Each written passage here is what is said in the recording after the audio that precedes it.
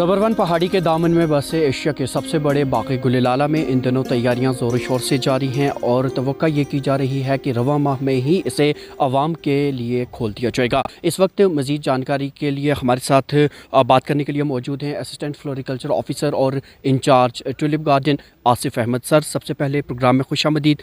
क्या तैयारियाँ चल रही हैं? देखिए, हमारी तैयारियां जो ट्यूलिप गार्डन के शो के लिए जो ट्यूलिप फेस्टिवल है बेसिकली, तो वो ऑलमोस्ट ओवर है। अभी जो फर्स्ट होइंग है वो चल रही है।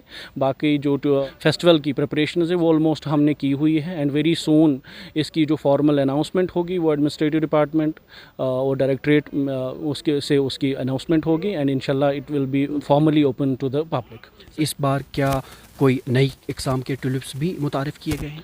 देखिए, ट्यूलिप गार्डन में बेसिकली हमारी कोशिश रहती है कि हर साल कुछ नया हम विज़िटर्स के सामने रखें। तो पिछले साल जैसे हमारी 72 वैरायटीज़ थी ट्यूलिप्स की ओनली, तो इस बार हमने 2 नई वैरायटीज़ ऐड की है, तो bringing total of almost 74 varieties. इसके बगैर हमारे पास डैफोडिल्स हैं, हाइसिंथ्स, मस्करीज़ और बाकी जो स्प्रिंग ब्लॉसम बल्ब्स हैं वो उनका ब्लूम देखने को मिलेगा। तो ओवरऑल एक बहुत ही वाइब्रेंट कलर स्कीम होगी इस बार जो विजिटर्स एक्सपीरियंस करेंगे। सर, रवां बरस जो मौसमियाती तब्दीली हमें देखने को मिली, क्या उसका असर आपको इसकी प्रिपरेशंस में कहीं दिखा? देखिए, जो पिछले साल का जो ड्राई स्पेल रहा ऑलमोस्ट 75% डेफिसिट था रेनफॉल, तो ओबियसली हर किसी लाइक जैसे ट्यूलिप बहुत ही सेंसिटिव क्रॉप है, तो ना सिर्फ ट्यूलिप पे ओवरऑल जितनी भी फ्लोरा है उन पे पड़ा ये क्लाइमेट चेंज या वेदर जिसे वैगरीज बोलते हैं उनका इम्पैक्ट तो ओवरऑल पड़ता ही है। ट्यूलिप पे भी थोड़ा सा देखने को मिला, लेकिन जो रिसेंटली बारिश हुई है that has been very beneficial for this tulips. तो उनसे जो रिवाइवल ऑफ बल्ब्स है या बाकी जो इसको टेम्परेचर चाहिए अभी वो फ़िलहाल तो ठीक है, बट ओवरऑल जो क्लाइमेट चेंज है that is really going to impact in the coming days.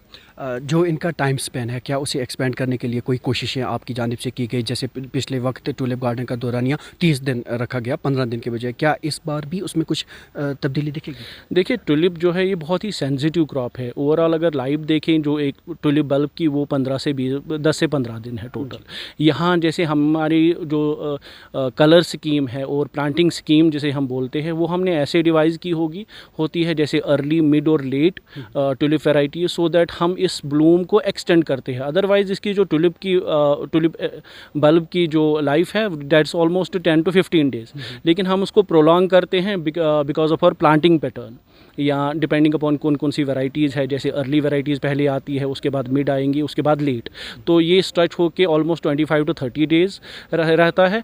तो जो ट्यूलिप है इसकी बहुत ही शॉर्ट विंडो है, ऑलमोस्ट इतनी है, तो इसको स्ट्रेच ज़्यादा नहीं किया जा सकता है, और बाय 1 or 2 +- 1 or 2 बस। सयाहों का रश पिछले साल जिस तरह देखा गया, 4.5 लाख से ज़ायद सयाहों ने इस बाग का दौरा किया, क्या इस साल एक्सपेक्टेशंस? देखिए, ट्यूलिप गार्डन जो ये एक यूनिक सेलिंग पॉइंट बना हुआ है पर्टिकुलरली जो कश्मीर वैली के लिए। जो पास्ट 4-5 ईयर्स में इसकी एडवर्टीज़मेंट हुई है, और जो पिछले साल इसको Guinness book of world records London का एजाज़ भी मिला है, तो उससे जो एडवर्टीज़मेंट पब्लिसिटी ट्यूलिप गार्डन की हुई है, तो that has attracted tourists across the country as well as beyond. पिछले साल हमारा जो काउंट था वो 4.65 लाख टूरिस्ट्स था, highest of all the years. तो इस बार भी हमारी एक्सपेक्टेशंस है कि वो सरपास हो वो विज़िटर काउंट।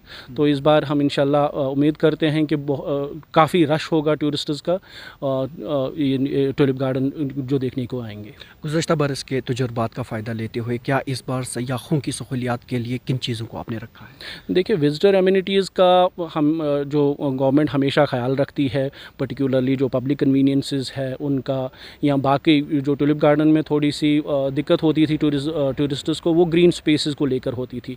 इस बार पिछले साल भी हमने कोशिश की थी थोड़ी सी ग्रीन स्पेसेस हम ऐड करें, लेकिन इस बार हमारे पास फुल फ्लेज्ड ग्रीन स्पेसेस है in the tulip garden, so that जो विजिटर्स है वो रिलैक्स करे और एंजॉय करे जो ब्लूम है जिसका ट्यूलिप्स का for a longer period of time. Parking का भी एक मसला रहता है। देखिए, पार्किंग बहुत रेस्ट्रिक्टेड है जो ट्यूलिप गार्डन के हमारे डिपार्टमेंट डिपार्टमेंट की अपनी है। बाकी जो ट्रैफिक मैनेजमेंट जो श्रीनगर का है traffic department, that we are hopeful कि वो अच्छे से, जैसे पिछली बार भी उन्होंने बहुत अच्छे से मैनेज किया था, तो इस बार भी वो पार्किंग का अच्छे से मैनेज करे। बाकी हमारी भी जो दरख्वास्त रहेगी बाकी विजिटर्स जो यहाँ पे पर्टिकुलरली लोकल्स जो आते हैं वो पार्किंग का ख़ास ख्याल रखें, अपनी गाड़ियों को अच्छी जहाँ डिजिग्नेटेड पार्किंग है वहाँ पे रखें, और जिससे बाकी इनकन्वीनियंस बाकी विजिटर्स को ना हो। जैसे गुज़श्ता बरस हमने देखा था कि ट्यूलिप फेस्टिवल वगैरह जैसी चीज़ों का इनेकाद हुआ, महफिल मौसीकी या उस तरह, अब चूँकि रमज़ान का महीना भी चल रहा है, क्या उस चीज़ों पर वो रिपोर्ट्स? देखिए, ट्यूलिप जो ये खुद एक फेस्टिवल है, यहाँ पे बेसिकली मेस्मराइजेशन, और यहाँ पे जो विज़िटर आता है वो सेरेनिटी के लिए आता है। तो गार्डन में एज सच हमारा वो कोई प्रोग्राम नहीं रहता है, बट जो आउटसाइड द गार्डन है यहाँ पे फेस्टिवल्स लगते हैं, जो एग्जीबिशंस वगैरह, वो एडमिनिस्ट्रेटिव डिपार्टमेंट या डायरेक्टरेट खुद करेगा उसका। जितना इस वक्त का काम हो रहा है, रफली एस्टिमेट कोई दे पाएंगे किस तारीख को अब इसे आवाम के लिए खोला जाएगा? देखिए, रफली एस्टिमेट इसका जो ऑलमोस्ट, जैसे पिछले साल हमारा 20 मार्च ऑनवर्ड्स को खुला था, इस बार भी इंशाल्लाह हमारी उम्मीद है, अगर ऐसा मौसम रहा तो लास्ट वीक ऑफ यही लास्ट फोर्टनाइट ऑफ मार्च में जो इसका ओपनिंग का फॉर्मल अनाउंसमेंट होगी वो एडमिनिस्ट्रेटिव डिपार्टमेंट आप तक पहुँचाएगी। बहुत बहुत शुक्रिया बात करने के लिए। Thank you so much.